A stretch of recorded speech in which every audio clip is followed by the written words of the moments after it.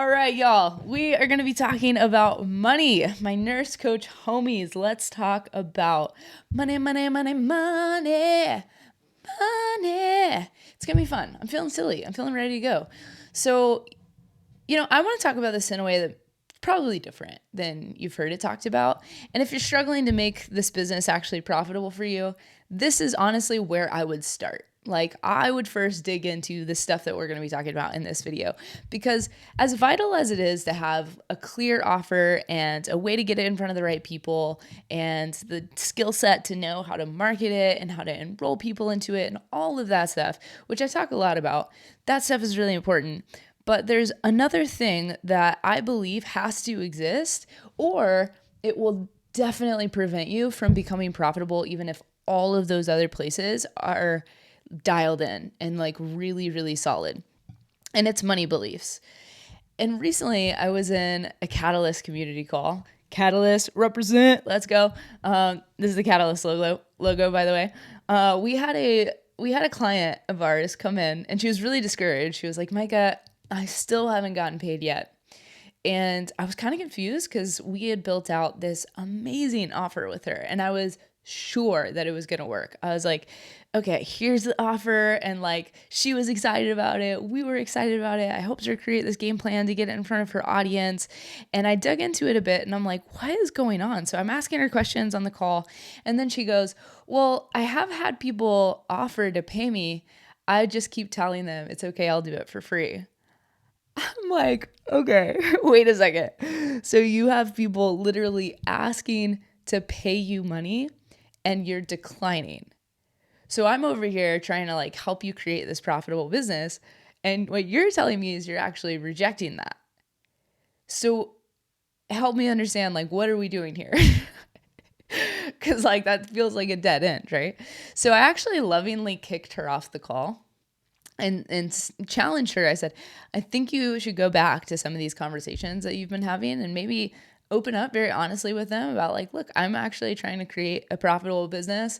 And sometimes I really want to serve people for free, just out of the goodness of my own heart. But to be honest with you, I think that you'll get more out of this if you have some skin in the game. And so I challenged her, like, why don't you go back to people and actually start getting paid? And come back into the call when you've reconnected with them and made some progress there. And so she actually came back into the call maybe like 20, 30 minutes later and had one person agree to pay her. The next, I think that same week, she had a second person sign on as a client. And then a couple weeks ago, she texted me, she had another person pay in full, which was her first pay in full client, which was really, really cool. I sat with this for a while. And I just have had this huge insight around how important it is to look at our relationship to wealth and abundance and receiving almost before anything else. And so in my community in Catalyst, when you come into my world, that is now one of the first things that you do. You evaluate your relationship to money, because if you believe that money is bad or evil or disgusting or wrong, you are inevitably going to reject receiving it. You're going to keep it at a distance and you're going to be in the same boat no matter what you do, no matter what strategies you execute, no matter what content you put out there, no matter the people that you're in front of, because it's not always a strategy problem.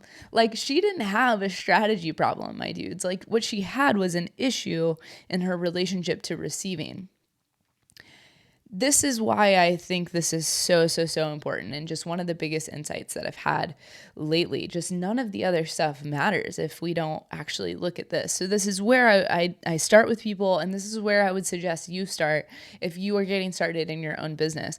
As nurses, we're not allowed to accept even like a gift card or candies or something unless they can be shared amongst the unit when we're working with patients. So I just want to be really clear for a second that this is going to be really tough.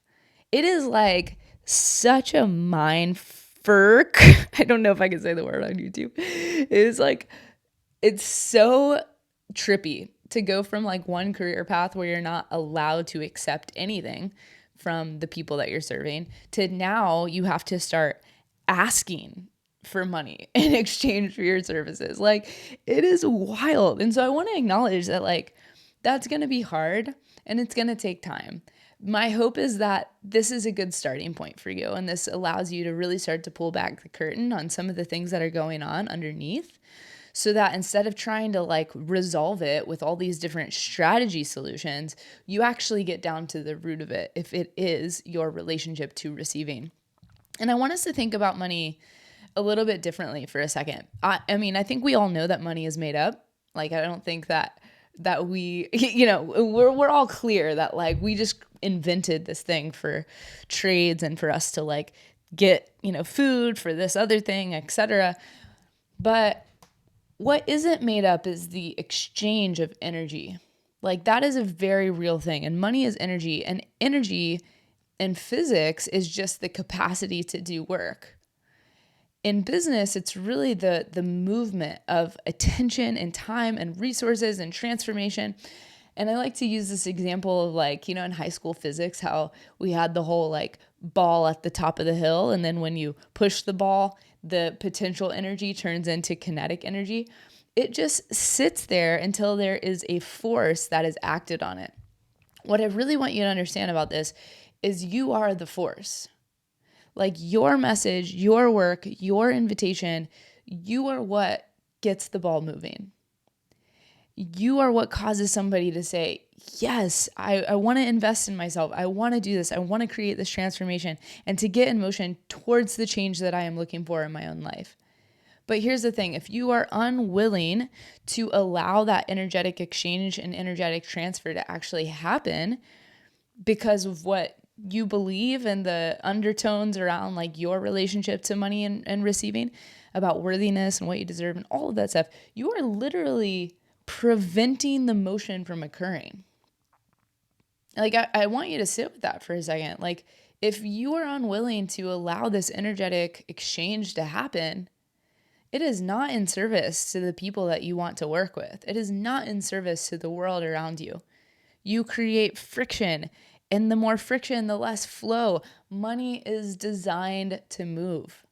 Money is designed to flow through things, and it works best when we just let it come and go. We don't have too much attachment to getting it. We don't have too much attachment to releasing it. We stop, clinging on like this, white knuckled, tight grips, and we instead start to circulate it. We instead start to realize that it's meant to flow. It's meant to go through different avenues and different people and different experiences. But here's what I've learned in my own business. Every level up that I have had has been on the other side of a courageous decision to allow money to circulate. Sometimes that meant receiving aligned money. Sometimes it meant rejecting misaligned money. I don't believe every dollar is meant for me. I don't believe every dollar I could spend is meant for me to spend. I don't believe every dollar I could receive is meant for me to receive. I only want to receive what is congruent with me, with my identity, with the work that I want to do, etc.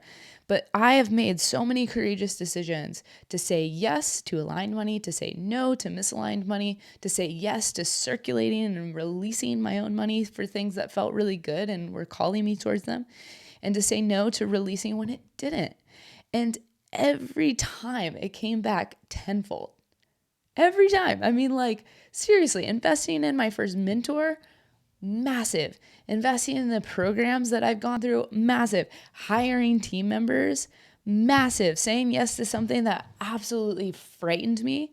All of these times have been like, yes, yes, yes, yes, yes. They've been evidence that I've built up to demonstrate to myself that this is what it's meant to do. Money is meant to flow. Money is meant to move. Money is meant to go through different people and different experiences. And I believe I win or I learn.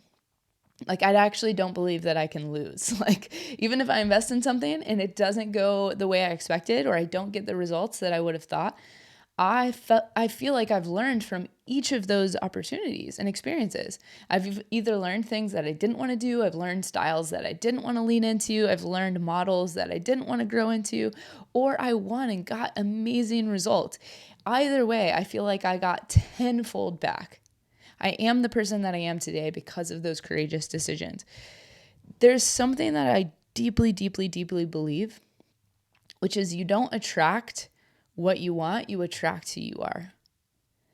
And specifically the standards that you hold in your identity. if you think about someone who keeps choosing partners that just like are not good for them, like we probably all have somebody that comes to mind. They're a smart, amazing person. They're beautiful inside and out. And you're watching from the outside thinking like, you could have so much more. Like, what is going on?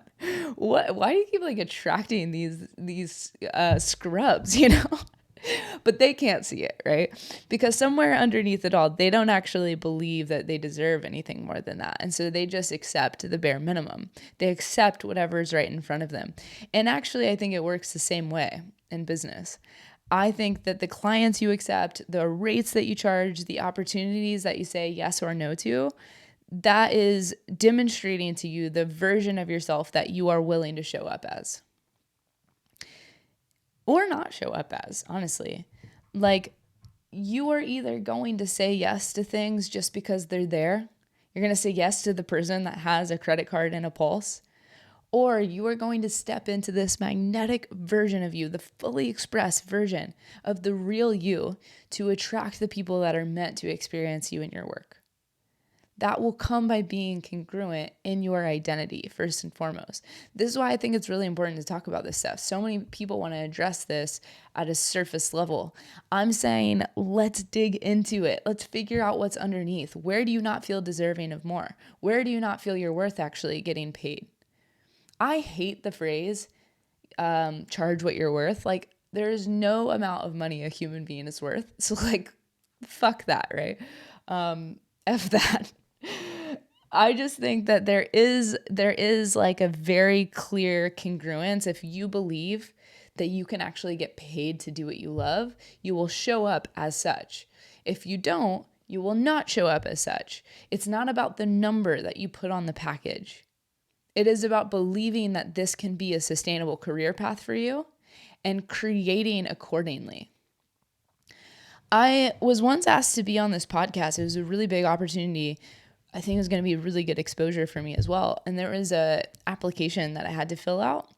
And one of the questions was like, are you willing to show up in business casual attire? And I was like, not really. Like, I remember thinking, first of all, I don't really own any business casual attire. Second of all, I'm definitely not going to buy business casual attire to be on this podcast. I was like fully ready to decline because I've made a decision in my own life that I will not shapeshift. I will not become any version of me that I am not so that like I get accepted or can have these opportunities or, you know, like I'm just not willing to do that. I'm not willing to become somebody that I'm not. I actually believe that my magic is in being the fullest expression of who I am and no one else. I don't think I have any competition. And I'm not trying to say that to be arrogant. I just believe like there's no one else that can do what I do the way that I do it because they're not me. I'm the only person on this planet that is me. And so if I can give the world the fullest expression of who I am, I trust that I can bring in the right people that are meant for me, that are meant to experience me. And I trust that the right opportunities will never ask me to be a version of me that I'm not. And for that, I think I make pinch me money. Like I make money in very, very, very little work. Like I can tell you right now, this week will probably be working like 12, maybe 15 hours. And I'm making way more than I ever made as a nurse at the bedside. I genuinely believe it's because I hold to this standard and I have this integrated in my identity. You have to decide who you are. And you have to hold to that standard and watch what starts to actually match that. This whole conversation, everything that I've shared, none of it is really about money. Like it's all just about identity. It's all just about congruence. It's all just about actually showing up as the person that you are and evaluating some of the beliefs that you had that might keep you from becoming the person that you want to be. And deciding that you're going to look at those and deciding that you're going to shift them. It's about who you're actually willing to become.